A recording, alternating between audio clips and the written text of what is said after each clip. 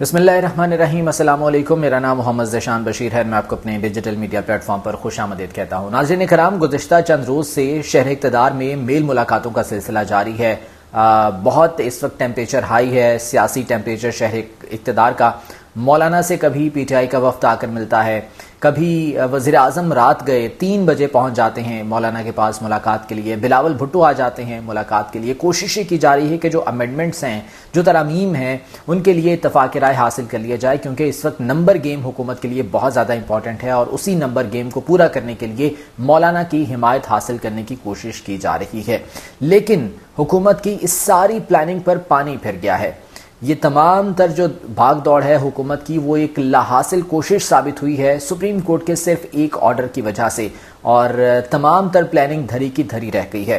क्या डिटेल्स हैं, क्या डेवलपमेंट्स हैं, आपके सामने रखूंगा। और इसके साथ साथ जो मौलाना से मुलाकात की जा रही थी, मौलाना ने एक बहुत कड़ी शर्त रख दी है जो कि हुकूमत के लिए अब समझ लें कि ज़िंदगी और मौत की बात बन चुकी है कि आगे खाई है पीछे कुआं है, हुकूमत जाए तो कहाँ जाए। वो क्या मामला है, उस हवाले से मैं आपके सामने कुछ डिटेल्स अर्ज करूंगा।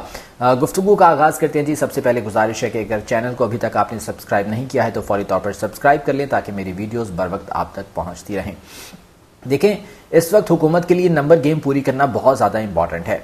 बिलावल भुट्टो जो कि कॉन्स्टिट्यूशनल अमेंडमेंट्स के हवाले से मुसलसल भाग दौड़ कर रहे हैं। आपको याद होगा जब गुज़िश्ता कौमी असम्बली का सेशन बुलाया गया था, रात गए तक मौलाना से मुलाकातें होती रही थी, लेकिन मौलाना नहीं माने थे। उसके बाद फिर दोबारा अब एक कोशिश की जा रही है। बिलावल भुट्टो ने पार्लिमानी रहनुमाओं के साथ मुश्तरका प्रेस कॉन्फ्रेंस भी की और उन्होंने कहा कि जी मैं अपने तमाम तर जो पार्टी के लोग हैं उन्हें ये खुशखबरी देता हूँ कि यह आपका आखिरी वीकेंड होगा इस्लामाबाद में और हम ये अमेंडमेंट्स करवा लेंगे। लेकिन ये अमेंडमेंट्स अभी फ़िलहाल होती नज़र नहीं आ रही, क्योंकि सुप्रीम कोर्ट की जानिब से एक बहुत अहम ऑर्डर जारी कर दिया गया है। आपको याद है रिजर्व सीट के हवाले से 12 जुलाई को सुप्रीम कोर्ट ने फैसला दिया था और ये कहा गया था कि जो मखसूस नशिस्तें हैं, रिजर्व सीटें हैं, उन पर पीटीआई का हक है, जिस पर बहुत ज़्यादा तनकीद भी की गई और ये कहा गया कि पीटीआई तो इस केस में फरीक ही नहीं थी, तो पीटीआई को कैसे ये नशिस्तें मिल सकती हैं। फौरी तौर पर क्या किया जाता है, पार्लियामेंट से इलेक्शन तरमीमी एक्ट मंजूर करवा लिया जाता है और उस इलेक्शन तरमीमी एक्ट की बेस पर यह कहा जाता है कि जी ये मखसूस नशिस्तें अब पीटीआई को नहीं मिल सकती। जो इलेक्शन कमीशन है वहाँ पर इस हवाले से बहुत तवील इजलास हुए, तकरीबन 9 सेशंस हुए, वहाँ पर इजलास हुए चीफ इलेक्शन कमिश्नर की ज़ेर सदारत, और सुप्रीम कोर्ट में एक दरख्वास्त भी दी गई थी कि हमें इस फैसले की वजाहत दी जाए, और उस पर पहले एक वजाहत दी गई थी सुप्रीम कोर्ट की जानिब से और ये कहा गया था कि इस फैसले पर अमल दरामद लाजमी है, लिहाजा इलेक्शन कमीशन इस पर अमल दरामद करे। उस वजाहत के आने के बाद फिर बहुत तवील इजलास होते रहे और गौर व खौज किया जाता रहा कि कैसे अमल दरामद किया जाए और किया भी जाए या ना किया जाए। चूँकि इलेक्शन तरमीमी एक्ट भी आ चुका है, तो अब क्या पीटीआई को रिजर्व सीटें दी जा सकती हैं या नहीं दी जा सकती। यही रिजर्व सीटें इस वक्त हुकूमत के लिए बहुत ज़्यादा इंपॉर्टेंट हैं 2/3 मेजॉरिटी हासिल करने के लिए, और आपको पता है कि 2/3 मेजॉरिटी मिलेगी हुकूमत को तो वो आईन तरमीम कर सकते हैं, अमेंडमेंट्स कर सकते हैं, अदरवाइज ये पॉसिबल नहीं है। तो ये मखसूस नशिस्तें पीटीआई को ना मिलें, इसलिए ये इलेक्शन तरमीमी एक्ट लाया गया था। अब दोबारा से अदालत की जानिब से, सुप्रीम कोर्ट के अक्सरियती जजेस की जानिब से, यानी कि 8-5 से वो फैसला आया था, तो 8 जजेस ने एक बार फिर से वजाहत जारी की है और ये कहा गया है कि जो इलेक्शन तरमीमी एक्ट है वो असरअंदाज नहीं होता इस फैसले पे, चूंकि ये फैसला पहले आ चुका था और इलेक्शन तरमीमी एक्ट आता है बाद में, लिहाजा इलेक्शन कमीशन इस फैसले पर अमल दरामद का पाबंद है, इलेक्शन कमीशन इस पर अमल दरामद करे। और ये कहा गया कि ये फाइनल वजाहत है जो कि सुप्रीम कोर्ट की जानिब से दी जा रही है।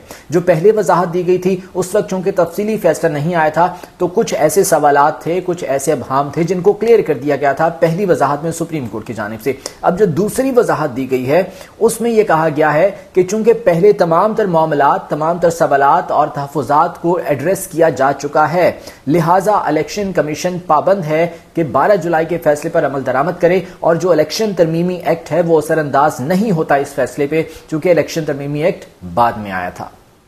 ये इलेक्शन कमीशन को अब हिदायत जारी कर दी गई हैं और अब बहुत से लोग जो है वो तनकीद कर रहे हैं, ये कह रहे हैं कि जनाब देखें सुप्रीम कोर्ट एक फरीक बन चुकी है, सुप्रीम कोर्ट सियासी फैसला दे रही है, ये जजेस जो हैं ये एक तरफ अपना टिल्ट शो कर रहे हैं। तो उनके लिए मेरा ये जवाब है कि देखें جو وضاحت دی گئی تھی وہ سپریم کورٹ نے خود سے تو نہیں دی تھی. 3 پوائنٹس آپ کو بتاؤں گا. اس میں نمبر 1 یہ ہے کہ جو وضاحت دی گئی تھی وہ سپریم کورٹ کی جانب سے خود تو نہیں دی گئی تھی. فیصلہ آیا تھا. یہ فیصلہ جب الیکشن کمیشن کے پاس جاتا ہے تو الیکشن کمیشن اس پر عمل درآمد نہیں کرتا بلکہ وضاحت مانگتا ہے سپریم کورٹ سے. مقصد کیا تھا کہ ایک تاخیری حربہ آزمایا جائے, اس معاملے کو لنگر آن کیا جائے, اس معاملے کو ذرا طول دیا جائے. تو وضاحت مانگی گئی سپریم کورٹ سے. سپریم کورٹ نے اس پر وضاحت دے دی. اب دوبارہ سے یہ معاملہ جو ہے جب اس پر وضاحت آ چکی تھی تو دوبارہ سے سپریم کورٹ کی جانب یہ وضاحت کے لیے خط لکھا گیا کہ جناب جو الیکشن ترمیمی ایکٹ ہے وہ بھی آ چکا ہے, تو اب بتائیں ہم نے کیا کرنا ہے. دوبارہ سے جو ہے وہ سپریم کورٹ نے وضاحت دے دی ہے. بہت سے میرے دوست ایسے ہیں جو یہ کہہ رہے ہیں کہ سپریم کورٹ کی یہ ٹائمنگ غلط ہے جس ٹائمنگ پر یہ فیصلہ دیا گیا ہے. تو بھائی جس وقت سپریم کورٹ کو یہ لگے گا کہ آئین پر حملہ ہو رہا ہے, جس وقت سپریم کورٹ کو یہ لگے گا کہ عدالت پر حملہ آور ہو رہا ہے, عدالت کے فیصلے پر عمل درآمد نہیں ہو رہا, تبھی اس حوالے سے وضاحت آئے گی نا, تبھی اس حوالے سے اس قسم کے آرڈر سامنے آئیں گے نا. اور یہ ٹائمنگ اس وقت آپ لوگوں کو کیوں یاد نہیں آئی جب 63A کا فیصلہ آیا تھا؟ یہ اس وقت ٹائمنگ یاد کیوں نہیں آئی؟ کیا اس وقت ٹائمنگ امپورٹنٹ نہیں تھی؟ اس وقت تو بلاول بھٹو کہہ رہے تھے کہ جناب اپنے ضمیر کے مطابق تمام ارکان کو فیصلہ کرنے کا اختیار ہونا چاہیے. کیوں؟ کیونکہ لوگ خریدنے تھے, کیونکہ لوگ ہائی جیک کرنے تھے انہی امینڈمنٹس کے لیے, آئینی ترامیم کے لیے. اس وقت تو ٹائمنگ پر بات نہیں ہوئی اور اب ٹائمنگ یاد آ رہی ہے کہ جناب یہ ٹائمنگ سپریم کورٹ کی غلط ہے اور سپریم کورٹ سیاسی فیصلے دے رہی ہے. اس طرح کی جو ہے وہ بے بنیاد باتیں کی جا رہی ہیں. اس کے بعد پھر جب الیکشن کمیشن کے پاس یہ فیصلہ آیا تھا تو الیکشن کمیشن نے خود اپنے پاؤں پر کلہاڑا مارا نا. الیکشن کمیشن اگر فوری طور پر عمل درآمد کر دیتا, بے شک الیکشن جو سپریم کورٹ کا فیصلہ ہے اس کے اگینسٹ ہی عمل درآمد کرتا, یعنی کہ سپریم کورٹ نے کہا تھا کہ پی ٹی آئی کو نشستیں دینی ہے, الیکشن کمیشن نہ دیتا پی ٹی آئی کو بلکہ دیگر جماعتوں میں بانٹ دیتا, اور پھر جو ہے وہ بعد میں بے شک معاملہ جو ہے وہ سپریم کورٹ میں جاتا اور وہاں پر جا کے یہ کہا جا سکتا تھا کہ جناب ہمارے پاس چونکہ وضاحت نہیں تھی, ہمیں پتہ نہیں تھا, الیکشن ترمیمی ایکٹ آ چکا تھا, ہم نے اس کے مطابق جو ہے وہ فیصلہ کر دیا. لیکن یہاں پر عمل درآمد کرنے کی بجائے سپریم کورٹ سے وضاحت مانگ لی گئی الیکشن کمیشن کی جانب سے. تو پھر الیکشن کمیشن نے خود اپنے پاؤں پر کلہاڑا مارا, اور اب جب یہ وضاحت آ چکی ہے تو آپ سمجھ لیں کہ الیکشن کمیشن کے اس وقت ہاتھ پاؤں بند چکے ہیں. اب اس کے پاس کوئی آپشن نہیں ہے سوائے اس کے کہ وہ سپریم کورٹ کے فیصلے پر عمل درآمد کرے, اور اگر عمل درآمد نہیں کرتا تو ڈیفینیٹلی توہین عدالت لگے گا, ڈیفینیٹلی کارروائی ہوگی اور ایک تصادم کی فضا ہوگی, اور یہ تمام تر چیزیں جو ہے وہ ہمارے سامنے آئیں گی. تو اب جو ہے وہ معاملات بہت زیادہ آپ سمجھ لیں کہ پیچیدہ ہو چکے ہیں. اب الیکشن کمیشن کے پاس کوئی آپشن نہیں ہے سوائے اس کے کہ وہ عمل درآمد کرے. خبریں یہ آ رہی تھیں کہ الیکشن کمیشن کا اجلاس جاری ہے اور آج ہی مخصوص نشستوں کے حوالے سے فیصلہ دیا جائے گا. تو جس وقت یہ اجلاس جاری تھا اسی وقت سپریم کورٹ سے یہ وضاحت سامنے آ جاتی ہے, تو اس کے بعد اب یہ معاملہ پیر تک کے لیے مؤخر کر دیا گیا ہے. الیکشن کمیشن کا اجلاس اب پیر کو دوبارہ ہوگا اور اس معاملے پر غور کیا جائے گا. چونکہ یہ خبریں سامنے آ گئی تھی کہ الیکشن کمیشن میں اجلاس جاری ہے اور آج ہی مخصوص نشستوں کے حوالے سے فیصلہ جو ہو سکتا ہے, یا یوں سمجھ لیں کہ یہ خبریں چلوائی گئی تھیں, تو اس کے بعد یہ سپریم کورٹ کی جانب سے یہ اس طرح کی وضاحت آنا اور اس طرح کا آرڈر آنا, اس پر بہت لوگ جو ہے وہ تنقید کر رہے ہیں, اور میرے خیال سے اس تنقید میں کوئی جان نہیں ہے, کوئی حقیقت نہیں ہے, وہ بے بنیاد ہے.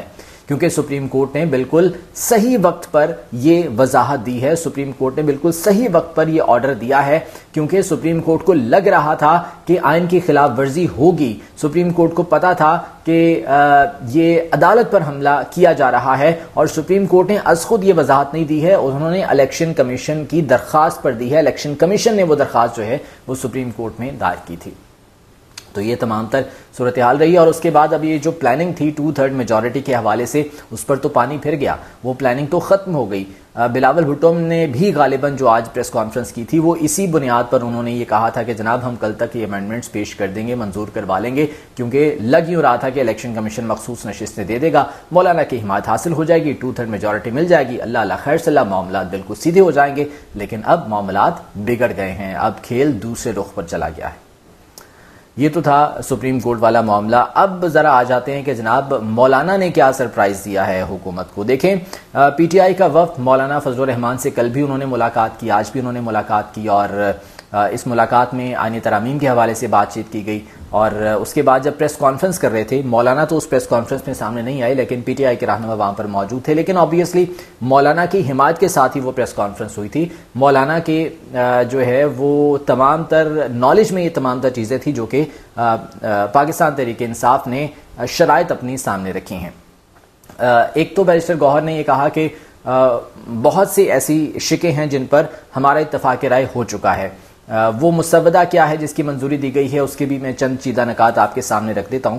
لیکن بیرسٹر گوہر صاحب نے یہ کہا کہ جناب ہماری میٹنگ مولانا سے ہوئی ہے، جو اتفاق رائے ہوا ہے وہ تمام تر چیزیں ہم نے رکھنی ہیں عمران خان کے سامنے، اور عمران خان کی اپروول کے بعد پھر ہم اس پر آگے مزید بڑھیں گے۔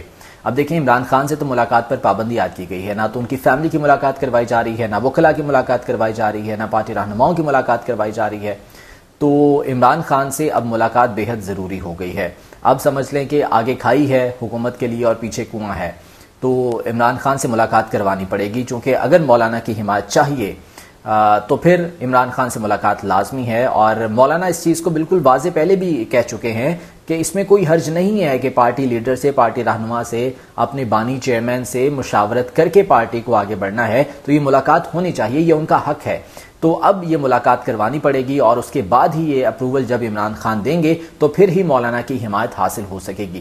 تو اب دیکھتے ہیں کہ حکومت اس حوالے سے کیا اسٹریٹجی بناتی ہے، یہ ملاقات کرواتی ہے یا نہیں کرواتی، لیکن یہ بہرحال اب تھوڑا سا مشکل ہو گیا ہے حکومت کے لیے آئینی ترامیم کو فوری طور پر اسمبلی میں لے کر آنا اور وہاں سے پاس کروانا۔ اچھا، جو مسودہ جس کی منظوری دی گئی ہے اس میں آرٹیکل 175A میں ترمیم تجویز کی گئی ہے، اور اس کے متن کے مطابق چیف جسٹس پاکستان کی تقرری خصوصی پارلیمانی کمیٹی کرے گی۔ خصوصی پارلیمانی کمیٹی سپریم کورٹ کے 3 سینئر ترین ججز میں سے ایک نامزد کرے گی۔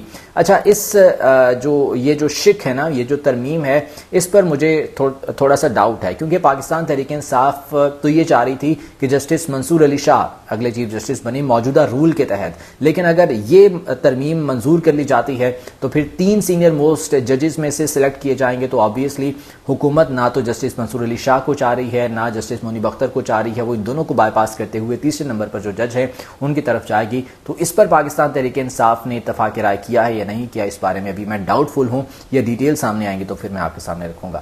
اس کے بعد مسودے میں کہا گیا ہے کہ سپریم کورٹ کے ججز کی تعیناتی کے لیے جوڈیشل کمیشن کی تشکیل 9 ہوگی اور چیف جسٹس جوڈیشل کمیشن کے سربراہ ہوں گے۔ سپریم کورٹ کے 4 سینئر ترین ججز جوڈیشل کمیشن کے ارکان ہوں گے، اس میں وفاقی وزیر قانون اور اٹارنی جنرل اور پاکستان بار کونسل کا ایک نمائندہ شامل ہوگا۔ اس کے علاوہ قومی اسمبلی اور سینٹ سے 2 ارکان جوڈیشل کمیشن کے رکن ہوں گے۔ جوڈیشل کمیشن میں قومی اسمبلی اور سینٹ سے حکومت اور اپوزیشن کا ایک نمائندہ لیا جائے گا۔ مسودے کے مطابق ججز تعیناتی کے لیے کمیشن میں ایک خاتون یا غیر مسلم رکن ہوں گے۔ یہ خاتون یا غیر مسلم سینٹ میں ٹیکنوکریٹ کا الیکشن لڑنے کے اہل ہونے چاہیے۔ ایسے خاتون یا غیر مسلم کی بطور رکن تقرری چیئرمین سینٹ کریں گے۔ یہ وہ چیدہ نکات ہے، ترامیم ہیں جو کہ اس مسودے میں شامل کی گئی ہیں اور جن کی منظوری آج خصوصی پارلیمانی کمیٹی نے دی ہے۔